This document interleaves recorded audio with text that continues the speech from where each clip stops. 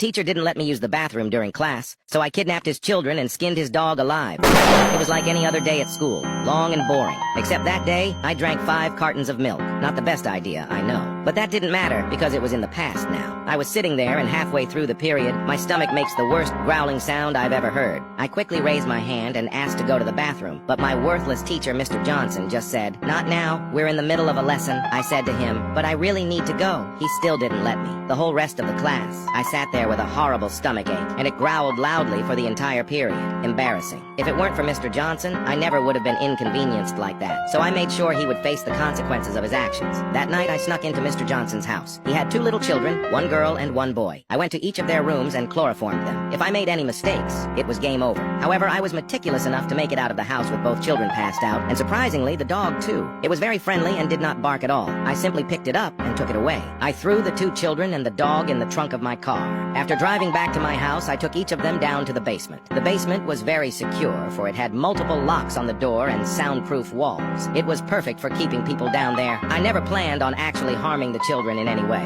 I just wanted to make Mr. Johnson suffer. However, the dog was a different story. Mr. Johnson loved his dog, even more than his own children. It was old, and he'd had it for a while. I had the perfect idea. I was able to tranquilize the dog and place him on a medical table surrounded by various medical instruments. For hours, I worked to carefully peel away the dog's skin. I managed to cut it off all in one piece. The next day before school, I stuffed it in a box and mailed it to Mr. Johnson's address. I'm sure he wasn't very happy waking up that morning to see both his kids and dog missing. At school, I could tell he was visibly worried. His hands shook while grading papers. I walked up to his desk, leaned in close, and whispered in his ear, "Little Timmy, come back." That was his son's nickname. I thought it was hilarious. Mr. Johnson just closed his eyes and looked down. Then he sprang up at me. Luckily, I was fast enough to dodge him. I backed away and he started to run straight at me. Reacting quickly, I did the only sensible thing I could think to do. I pulled out my fully automatic M16 rifle, letting off an entire magazine into his face. He was unrecognizable, and being the most hated teacher in the school, students cheered. I was sent to court, but it was ruled self-defense. I guess he should have just let me use the bathroom law.